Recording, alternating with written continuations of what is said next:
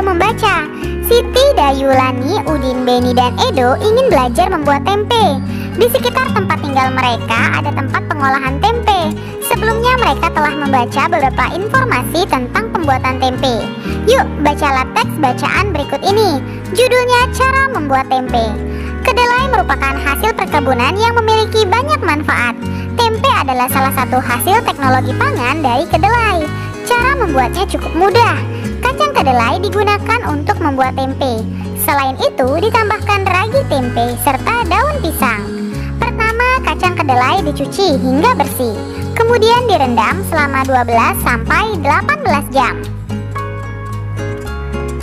Setelah itu kacang kedelai dicuci hingga kulitnya terlepas. Lalu kacang kedelai dikukus atau direbus hingga empuk. Kacang kedelai yang sudah empuk diangkat dan ditiriskan. Ragi tempe dapat ditaburkan jika suhunya telah berubah menjadi hangat. Kacang kedelai dapat dikonsumsi dalam bentuk yang baru, yaitu tempe, melalui teknologi pangan. Teknologi pangan bermanfaat agar kedelai dapat dinikmati sebagai jenis makanan baru. Zat gizi pada tempe dapat memperbaiki sel-sel tubuh yang telah rusak.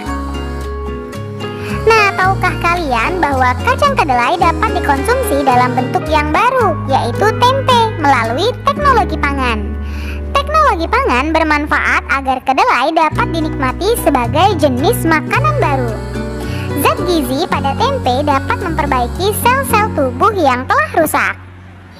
Sekarang ayo berlatih. Amati teks pada paragraf terakhir. Apa manfaat teknologi pangan terhadap hasil panen kacang kedelai? Silakan kalian uraikan di bawah ini. Teknologi pangan bermanfaat agar kedelai dapat dinikmati sebagai jenis makanan baru. Zat gizi pada tempe dapat memperbaiki sel-sel tubuh yang telah rusak. Lalu coba kalian lengkapi kalimat di bawah ini. Gunakan kata-kata dalam kotak untuk membantumu.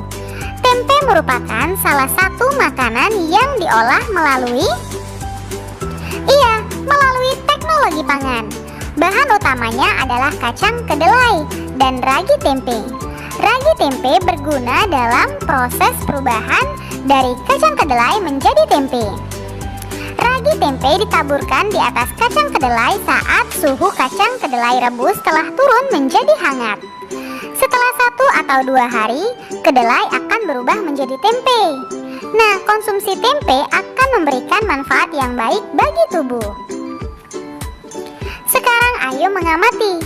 Siti, Dayu, Lani, Udin, Edo, dan Beni ikut serta membuat tempe. Mereka bekerja sama menyiapkan proses pembuatan tempe. Udin dan Edo menyiapkan kompor dan panci.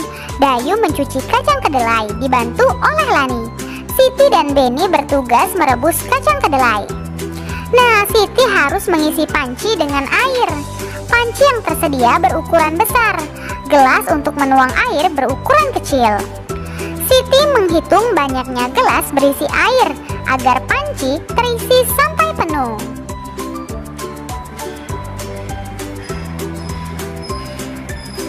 Ternyata satu panci yang terisi penuh air setelah dituangkan sebanyak 9 gelas satuan. Artinya volume satu buah panci itu setara dengan 9 gelas satuan.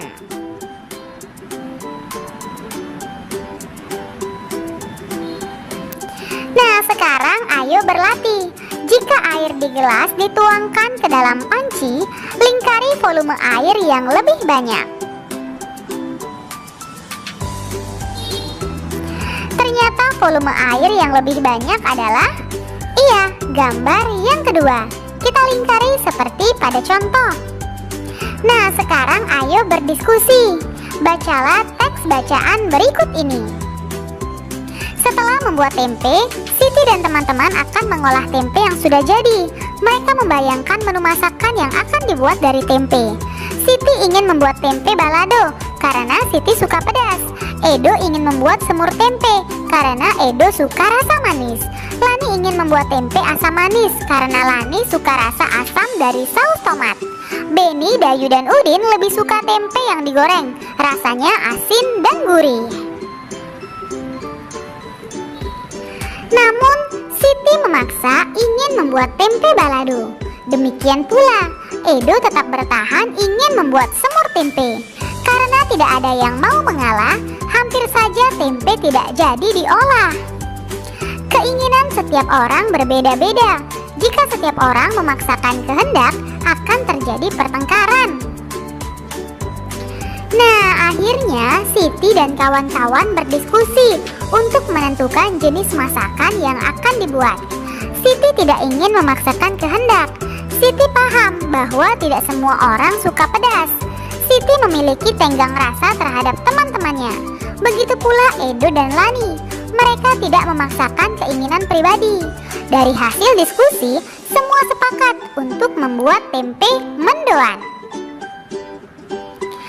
Perbedaan sifat dan kebiasaan dapat menimbulkan pertengkaran jika tidak ada yang mau mengalah. Sikap itu tentu saja tidak baik. Perbedaan sifat dan kebiasaan tidak akan menjadi masalah jika bertoleransi terhadap sifat dan kebiasaan orang lain. Tenggang rasa adalah sikap mau memahami keadaan orang lain. Sekarang coba diskusikan dengan temanmu mengenai hal baik dan tidak baik yang mungkin terjadi jika terdapat perbedaan sifat dan kebiasaan dari tiap orang. Ayo menulis, amati hasil diskusimu mengenai berbagai akibat dari adanya perbedaan sifat dan kebiasaan pada setiap orang. Misalnya yang pertama, muncul sikap tenggang rasa, berbeda pendapat, perang antar suku bangsa, memahami perasaan orang lain, saling melengkapi satu sama lain, memicu pertengkaran, menghargai perbedaan, memaksakan kehendak, memperkaya wawasan, dan tidak mau bersatu. Silakan kalian kelompokkan, lalu tuliskan kembali sikap yang perlu ditiru dan dihindari jika terdapat perbedaan pada tabel berikut ini. Yang perlu ditiru yaitu munculnya sikap tenggang rasa, memahami perasaan orang lain, saling melengkapi satu sama lain, menghargai perbedaan, dan memperkaya wawasan. Sedangkan sikap yang perlu dihindari adalah perbedaan pendapat, perang antar suku bangsa, memicu pertengkaran, memaksakan kehendak, dan tidak mau bersatu. Nah, sikap yang perlu ditiru memberikan akibat yang positif atau baik. Sedangkan sikap yang harus dihindari adalah sikap yang dapat memberikan akibat negatif atau tidak baik. Untuk kegiatan bersama orang tua membimbing Ananda untuk berdiskusi mengenai contoh-contoh sikap positif dan negatif dalam kehidupan sehari-hari. Selamat belajar ya anak-anak, tetap semangat dan selalu jaga kesehatan. Dadah!